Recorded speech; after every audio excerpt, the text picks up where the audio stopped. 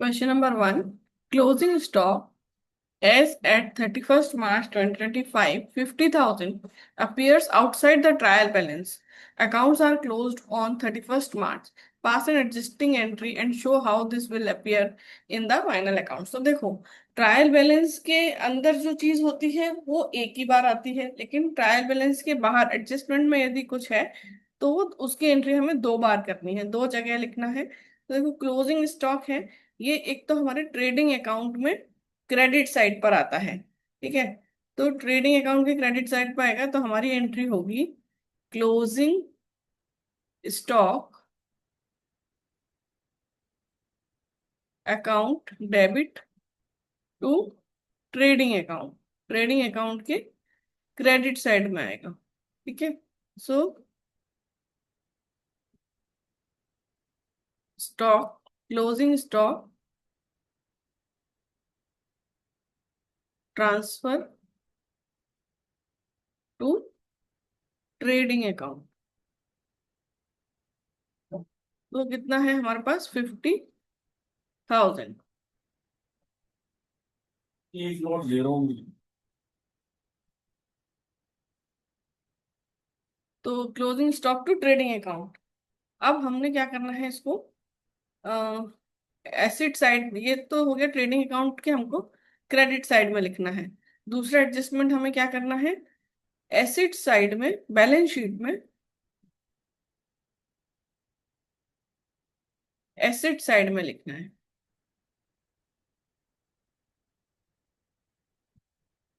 Closing stock. ठीक है, और दूसरा कहाँ आया हमारा, ट्रेडिंग अकाउंट में क्रेडिट साइड। तो हमारी दो जगह हो गया कहाँ का हमारा क्लोजिंग स्टॉक आना चाहिए। ठीक है, so question done. Question number two. Following is the extract of trial balance as at 31st March 2025। हमें देखो वेजेस दिया हुआ है 55,000 का, ये है हमारे ट्रायल बैलेंस में। ठीक है, तो इसकी एंट्री होगी एक ही बार। दूसरा है additional information, wages outstanding for 1 month, इसकी होगी दो बार, एडजस्टमेंट की दो बार एंट्री होती है। Show the treatment of wages in final account. तो देखो, ट्रेडिंग अकाउंट में जब हम वेजेस को लिखेंगे, ट्रेडिंग अकाउंट के डेबिट साइड में हमने लिखा वेजेस। ठीक है, और ट्रेडिंग अकाउंट के डेबिट साइड ही हम ऐड करेंगे वेजेस आउटस्टैंडिंग, या outstanding wages to wages account. So wages account में हम आउटस्टैंडिंग वेजेस को ऐड करेंगे। और दूसरा कहाँ आएगा ये, बैलेंस शीट में लाइबिलिटी साइड, क्योंकि हमारा 1 मंथ का जो है वो ड्यू है, अभी पे नहीं किया है, तो वो हमारा लाइबिलिटी बन जाएगा।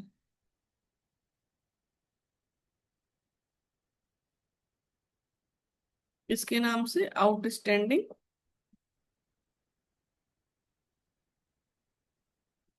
वेजेस। अमाउंट क्या रहेगा, देखो, अमाउंट होगा हमारा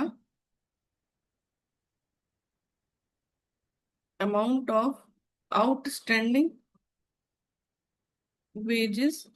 ये जो 55,000 है, ये 11 मंथ्स का है, सो डिवाइडेड बाय 11, तो ये आ जाएगा 1 मंथ का मल्टीप्लाइड बाई 1 मंथ का था तो हमारा 5,000 रुपीज का अमाउंट आएगा।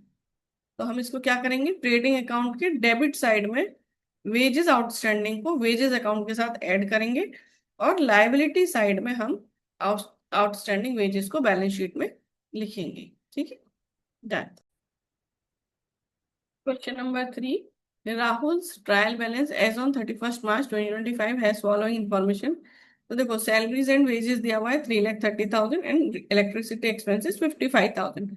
Additional information, salary for the month of March 2025 is yet to be paid, यानी ये आउटस्टैंडिंग सैलरी है, पे नहीं किया है, तो it's a liability. Electricity bill for March 2025 amounted to 5,200 was received on 2nd April। तो ये भी हमारा एक्सपेंस है जो हमने 2 अप्रैल को पे किया है। तो जो हमारा हम जब 31 मार्च 2025 का अकाउंट बना रहे हैं, उस दिन ये पे नहीं हुआ है, तो उस दिन ये आउटस्टैंडिंग ही है। So determine the amount of salary and electricity expenses to be provided and show. तो देखो ये जो है सैलरी एंड वेजेस, तो ये तो डेबिट साइड में है, तो डेबिट में आएगा ट्रेडिंग के। लेकिन ये जो है outstanding salary, salary for the month of मार्च, कैसे कैलकुलेट करेंगे? 3,30,000 जो सैलरी दिया हुआ है वो पूरे 11 मंथ्स का है ना, क्योंकि 1 मंथ का ही पे नहीं किया है मार्च का। सो इंटू 1, सो ये है 30,000। 30,000 का सैलरी है मार्च का, इसको हम बोलेंगे आउटस्टैंडिंग सैलरी। तो इसको हम क्या करेंगे, ट्रेडिंग अकाउंट में debit side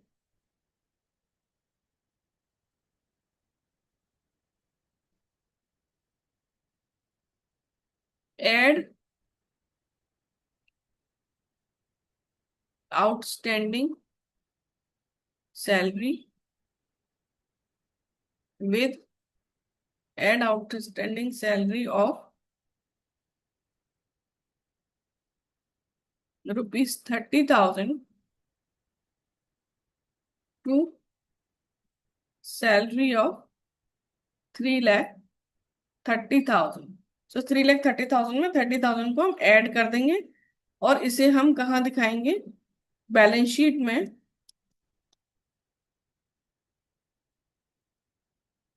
liability side outstanding salary ₹30,000। तो एक बार हमने ट्रेडिंग अकाउंट के डेबिट साइड में सैलरी के साथ, सॉरी, ट्रेडिंग अकाउंट नहीं, profit and loss account, profit and loss account में सैलरी में हमने 3,30,000 में आउटस्टैंडिंग सैलरी 30,000 को प्लस करना है, और बैलेंस शीट में लायबिलिटी साइड में आउटस्टैंडिंग सैलरी को दिखाना है। ये ऐसे ही हमारा इलेक्ट्रिसिटी एक्सपेंस है।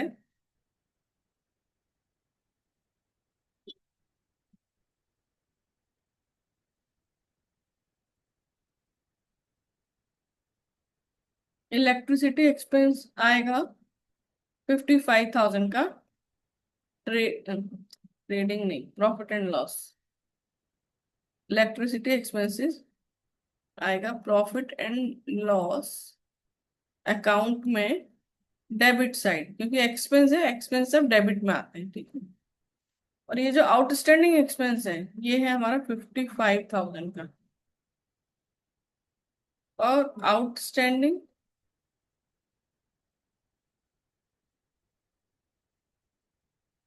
एक्सपेंसेस जो हैं हमारे पास 5,200।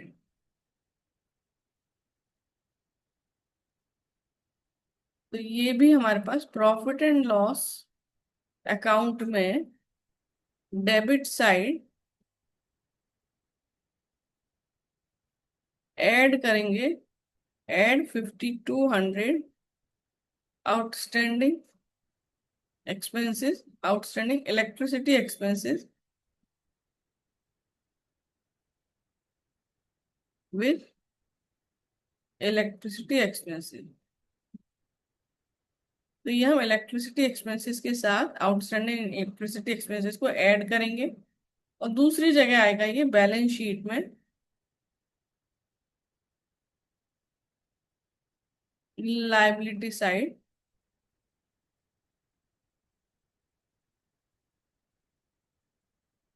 Outstanding electricity expense 5,200। Question done. Question number 4. Ravi's trial balance as on 31st March 2025 has the following information. देखो लोन है जो लिया है 1 अक्टूबर 2024, interest at the rate of 10% per annum यानी पूरे 12 मंथ्स का 10% होगा। 1 lakh, what is the amount of outstanding interest to be provided. तो देखो इंटरेस्ट क्या होगा इसका, इंटरेस्ट ऑन लोन, तो 1 लाख, उस पर 10%, और उस पर देखो हमने कब लिया है, 1 अक्टूबर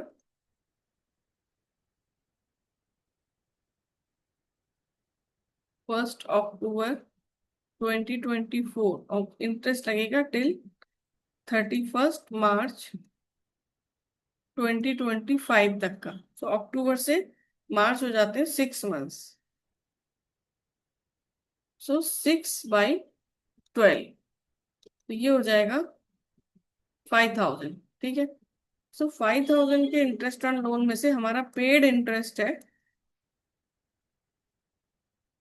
4,000।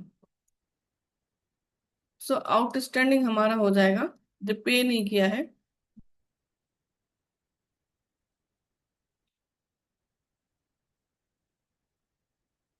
आउटस्टैंडिंग इंटरेस्ट ऑन 31 मार्च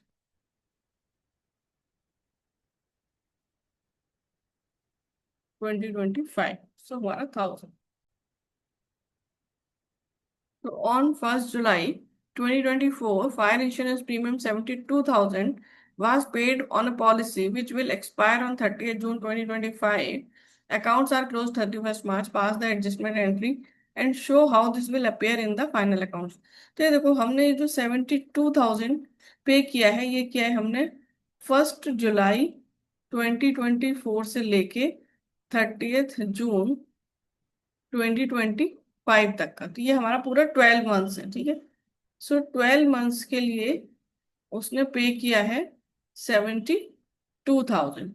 लेकिन हम जो अकाउंट्स बना रहे हैं वो हम बना रहे हैं 1 अप्रैल 2024 से लेके 31 मार्च 2025। तो ये हमारे अकाउंट्स बन रहे हैं, अकाउंट्स। ठीक है, तो अब देखो हमने कितना पे किया है, तो यदि हम इसे टाइमलाइन देखें तो हमारा जो अकाउंटिंग ईयर है, मतलब फाइनेंशियल ईयर है, वो 2024 अप्रैल 1। ठीक है, हमारे अकाउंट्स बन रहे हैं यहाँ तक 2025 मार्च 31। हमने ये इंश्योरेंस के लिए पैसा कहाँ से दिया है, 1 जुलाई, July 1 2024 से लेके हमने दिया है यहाँ 30th जून 2025, 30th जून। ठीक है, तो हमने दिया है इसके लिए पेमेंट।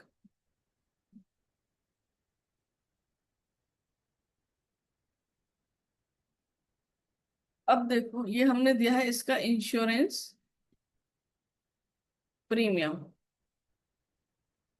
तो ये जो है ये हमने एक्स्ट्रा पे किया है हमारे फाइनेंशियल ईयर के बाद के। ये कितने मंथ्स हैं, 3 मंथ्स। तो 3 मंथ्स का हमने आगे का पेमेंट कर दिया। हमारे अकाउंट्स क्लोज हो रहे हैं 31 मार्च 2025 को, हमने पे किया 30th जून 2025 का। सो 3 मंथ्स हमने आगे का पे किया है, तो उसको हम क्या बोलेंगे, प्रीपेड। हमने पहले पेमेंट कर दिया, प्रीपेड इंश्योरेंस प्रीमियम। देखो 72,000 था पूरे 12 मंथ्स का, so divided by 12 multiplied by 3, जो नेक्स्ट 3 मंथ्स था वो, तो 18,000 हमने पहले पे कर दिया है। तो हमने क्या करना पड़ेगा, प्रीपेड, पहला जो हमारा होगा वो होगा prepaid insurance premium. 18,000 will be deducted from 72,000, और वो भी कहाँ आएगा, debit side of profit and loss account. दूसरा एडजस्टमेंट होगा हमारा बैलेंस शीट में एसेट साइड किस नाम से, prepaid insurance premium 18,000। Question done.